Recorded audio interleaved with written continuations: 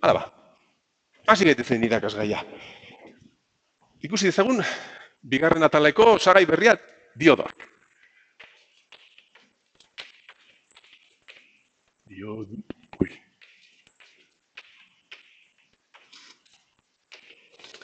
Osagai berria. Hasi gaitezen, gauza simplenarekin, ikusi dezagun zer simboloa daukagun, simboloa eta irizpideak, garrantzitsuak irizpideak, tensio eta intensitate irizpideak.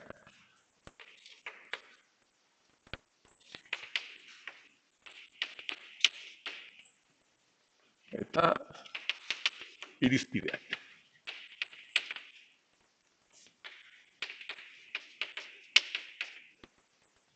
Dioda, irukitxo hau, hemen puntan marratxo honekin. Oin ikusiko dugu zer egiten duen, baina ikusi ditzagun irizpideak. Diodo honen bere tensioa hartu behar dugu mutur honen ken beste honen diferentzia bezala. Hau ezkerreko honi anodoa esaten zaio, eta eskuineko honi puntakoa katodoa, ez da horren garrantzitsua izaigu sortu behar, zalantzarek ez duzu izan behar, eta tensioa horrela hartu behar dugu. Diodoaren tensioa izan behar da anodoarena ken katodoarena. Diodoaren tensio positiboa izan behar da horrela irizpide honekin horrela hartuta. Eta bere intensitatea positiboki horrela izan behar dugu. Iazpide.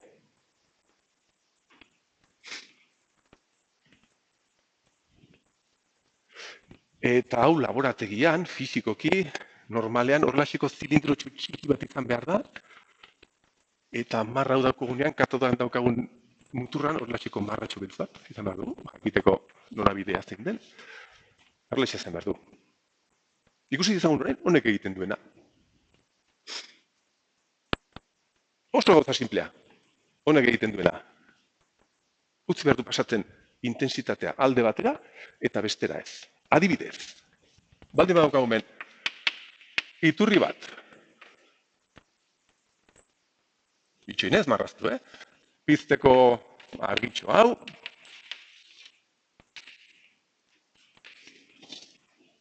bost voltio horiekin piztu behar zaigu, bertan jartzen baldin badugu diodoa horrelaxe,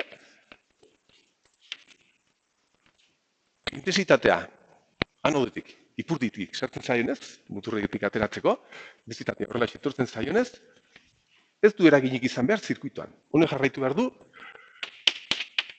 piztuta. Berriz, egoera izango balitz. Hauxe.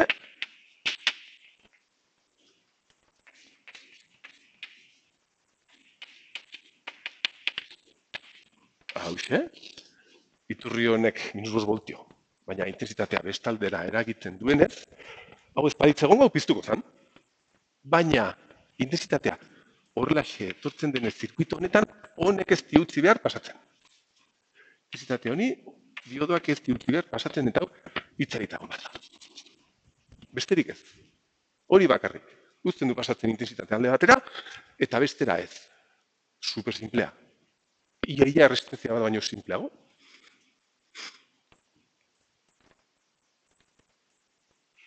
Gauza da orain, bi gauza egiten dituela. Horregatik esaten zaie ere bai, osagai ez linealak. Erresistentziak, iturriak, bobinak eta bestineko linealak dira denbora guztian. Kasu honetan ez, bi gauza egiten ditu. Bakoitza lineala, baina biak batera, ba ez.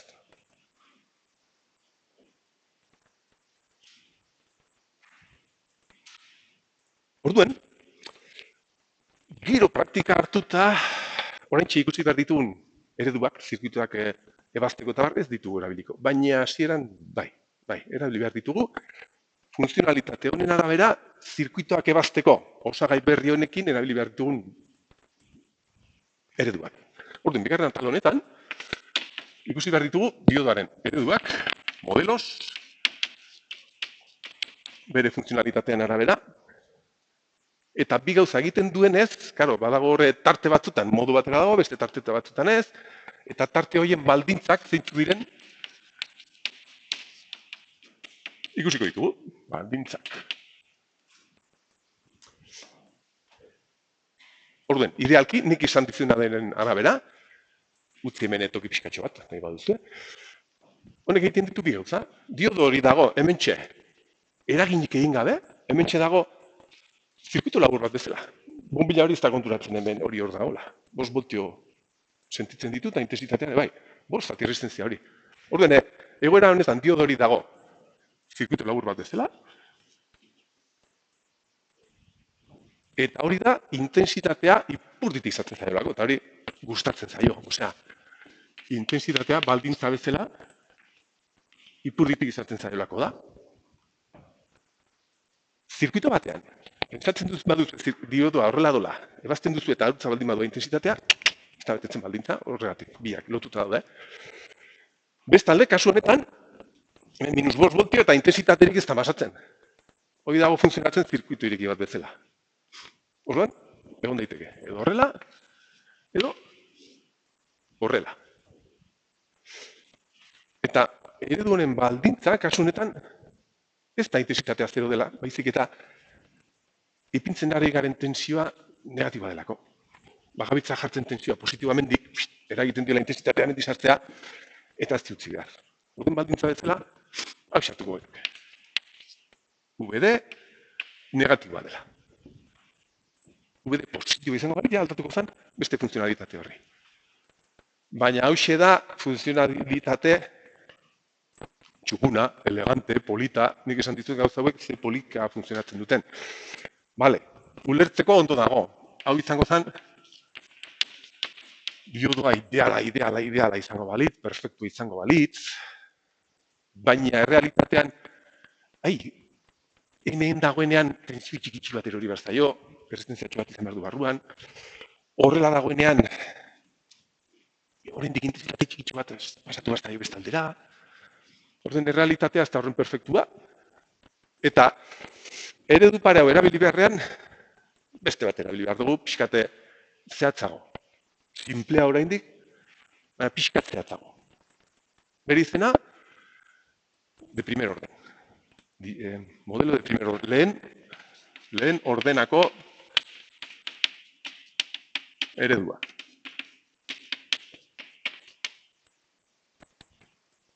Hau ez dugu erabili.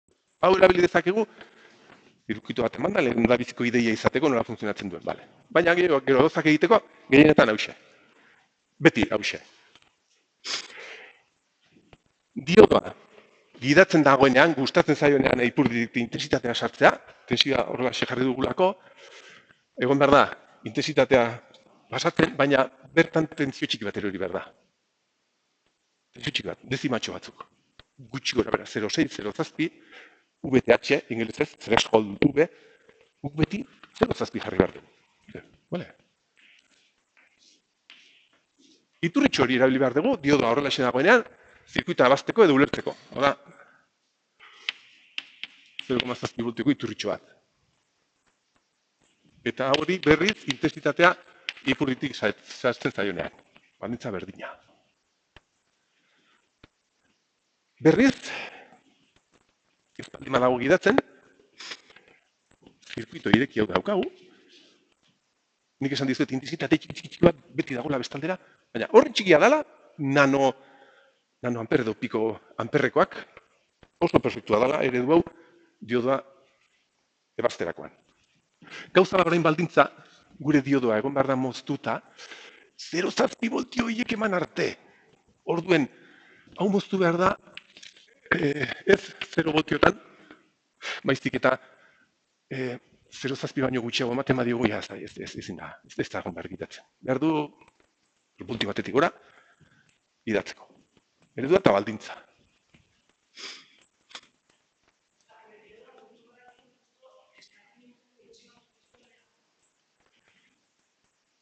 Bakatu?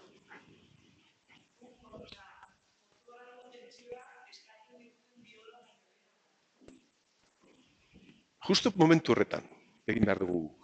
Gauza da, ez da egon behar ariketa bat muga horretan lana egiteko. Zeren gainera, errealitatea ez da horrela izan behar. Haure hurbilketa da. Hurbilketa handi bat, hau ez horren hurbilketa handia, zehatzago, baina oraindik bi ikusi behar dugu. Bi ikusi behar dugu erriruralekin ze forma daukan diodaren erantzunak. Orain, ariketak egiteko, hori bai, suposatu behar dugu edo bata edo bestea. Egoera praktikotan ez egon behar justu muga horretan zen akatza handina hortxe da. Orain utzi behar duzu hemen etoki pixka bat. Kopetzen bat zaude. Eta ikusi behar dugu, hirugarren eredu bat, zehatzago, ez dugula erabili behar, baina hemen dagoena. Bigarren ordenako, ez ditugu egin behar ez tariketak, hau ez dugu egin behar ez da galdetu, baina ikusi beharko dugu. Eredua.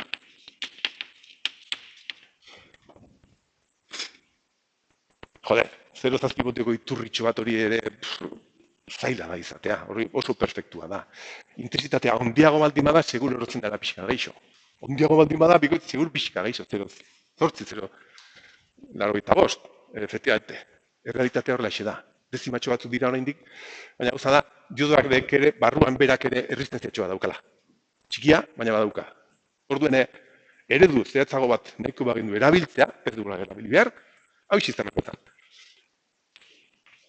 0,7 voltioko iturritxo hau, VTH, eta gero, ematen badigute, diodoaren barruko bere resistentzia, errazpide, eta baldintza betikoa, ipurditik izatea intensitatea, kalkulak zehatzagoak izango ziren.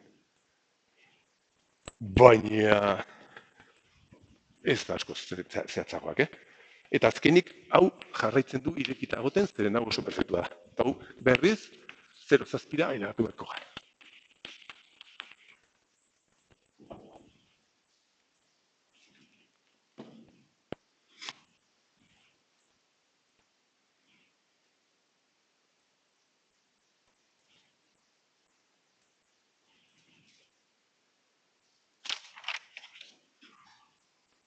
Utzi zera, atxedea pixka behan duixenko dugu. Utzi zera bukatzen hau, ariketak egin aurretik.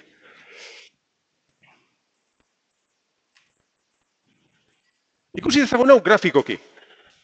Ia ikusten dugu norzuk esan duzun mugatxo hori, argiago ikusten dugu.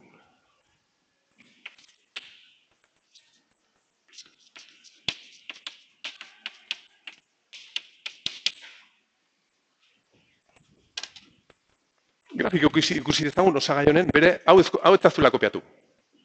Hau ez da kopiatu. Bere V I grafika. Erresistentzia baten bere V grafika, badakizu nola den, ikusi duzu zirkuitutan, ikusi duzu, bai ez?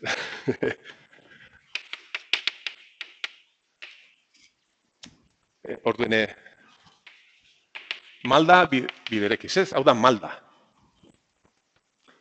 Horrela xe dira, hemen daukagu malda da bat zatierre. Erresistentzia txikia baldin bada, malda aldia. Orduen, bere VI grafika hau izango zen, malda bat zatierre, erre txikia baldin bada. Eta erresistentzia oso handia baldin bada, tentsio asko jarri beharko du, intensitatea izateko, malda bat zatierre eta erre handia delako, horrela xe. Tensio iturri baten bere VI grafika zein da? Tensio iturri baten bere VI grafika, tensio iturri batek zer egiten du? Finkatzen du tensioa, axola gabe, ze tensioa pasatzen zaren, hori da bere grafika. Bale, pues jarri ditzagun, gauza hauek, bere baldintzekin, diodoarenak, bere VI grafikan, diodoaren bere hurbilketako eredu hauen VI grafika. Ia.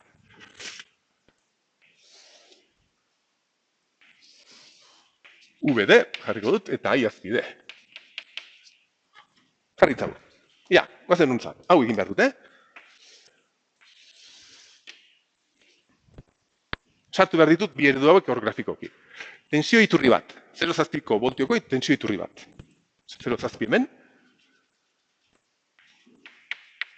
Tensio iturri bat. Mantendu behar duela tensioa, axola gabe ze intensitatea pasatzen zaien. Baina, begiratzen zea, diodoak funtzionatzen du horrela, intensitate positibotan bakarrik. Beraz, margaztu beharko dugu. Eredu hau, horrela xe bakarrik. Zeren intensitatea sartzen bat zaio muturretik ez dago funtzionatzen horrela xe.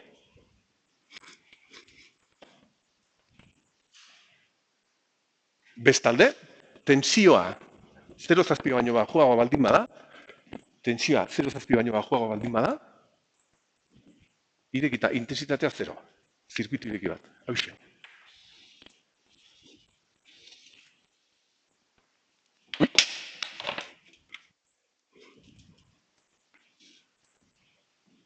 Venga, bai.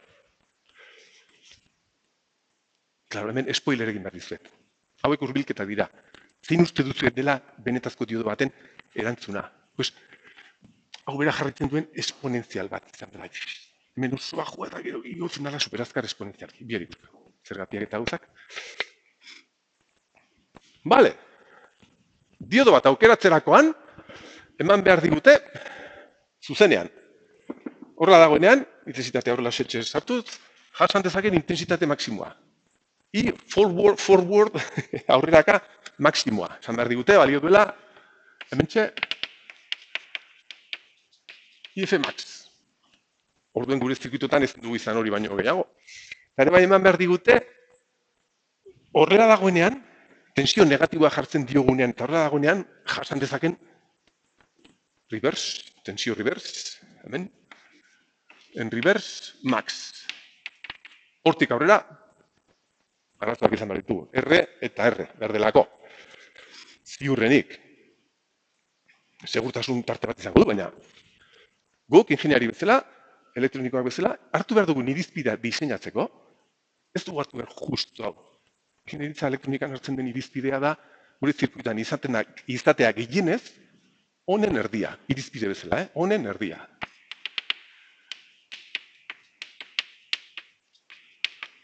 Diodo bate jasanten baditu 100 amper, pues gehienez diseinatu dezagun 50 Tensioarekin, pixkatan pixo.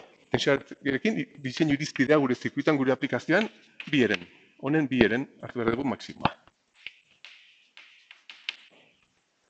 Hau izan daiteke teoria galdera bat, baina, bueno, hau ez da galdetzen,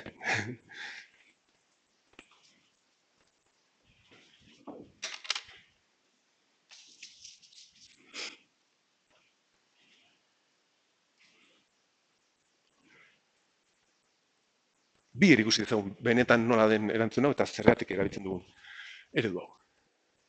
Bale. Azkeniko gauzatxoa, eta egiten dugu atxedentxo bat. Diodo honi, sartzen badiogu inbertsoan, tensio negatibo baino altuago den balio bat, erre behar zaigu. Diodo honek badauka beste lagun bat. Badauka lagun bat, arraroago dena, gustatzen zaiola, tensio negatiboa gustatzen zaizkio, zeren, egon behar da, puntu batean, berriz hasten dela giratzen, muturretik sartzen baldin bazaio intensitatea. Diodo honi adibidez, sartzen badiegu -10 voltio. Hemen 10, hemen 0. Badaude batzuk, gustatzen zaiola hori, eta hasten dira berriz intensitatea giratzen. Bere, lagun berezi hau, zener diodoa da, zener diodoa. Beste aplikazio mota ditu, ikusiko ditugu, zener diodoa da. Dala, diodo bat, funtzionatzen duela horrelaxe, baina tensioa oso negatiboa baldin bada, hasten da giratzen. Bere simbolo hauxe. Hola, zerbait. Edo marra gehiagorekin, ez da egit, zener dioda. VD, ID, V. Berdinak dira. Eta diodo honek gorria jarriko dut. Honi gertatu behar zaio. Funtzionatzen du diodo bat bezala, baina motxago da, zabalago, orduen ez dauka arazo hauek inbertsoan erretzeko, ez da erretzen. Honek egiten duena da hoxe. Funtzionatzen du diodo bat bezala, gidatzen du ipurditik sartzen zeanean, gidatzen du diodo bat bezala. 0,7 baino bajoagoa baldin bada, onutzaina adibidez. Mozten du. Baina badago maila bat, gustatzen zaiola intensitatea muturretik sartzea. Orduen, hemendik aurrera, dago funtzionatzen horrelaxe. Osea, sartzen bazaio honi intensitatea horrelaxe, tensio negatibo, osea, tensio maila batekin, erori bazaio tensioa alderantziz, horrelaxe. Hau da, zener diodo batek funtzionatu behar du, eta gorria jarri du. Inbertsoan, horrelaxe. Horrelaxeko iturri bat bezala. Muturretik sartzen baldin bazaio. Rato guztian nabil, norabide horrekin gauza jartzen, Muturretik sartzen baldin bazaio, erori behar zaio hemen, maila altu negatibo hau. Deitzen zaiola, VZ. Eta hau ez da bario finko bat. Disintzatzen dira, zener bat 3 voltiokoa, 4 voltiokoa, 7 voltiokoa, gehiagokoak. Orden izango zen, 3. eredutxoa zener dioda baldin bada. Baldintzak, UES, moztuta egon behar da, inbertsoko tensioa baldin bada 0,7 baino bajuagoa, baina VZ baino altuagoa.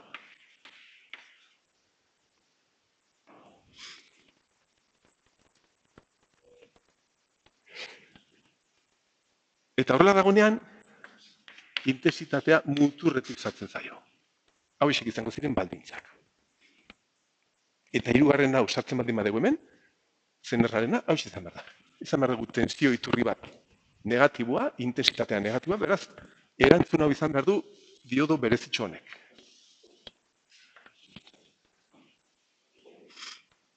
Diodo rektifikador, urdina, lehendabizikoa, eta zener diodoa hau. Bihar ikusiko dugu nola egiten diren, bata eta besteak, eta oraintxe bigarren orduan, ariketak egingo ditugu, eta erabiliko ditugu orain eredu hauek ia gauzak argitzen dizkigun. Atxedentxo bat egingo dugu, ia nola geratzen den hau.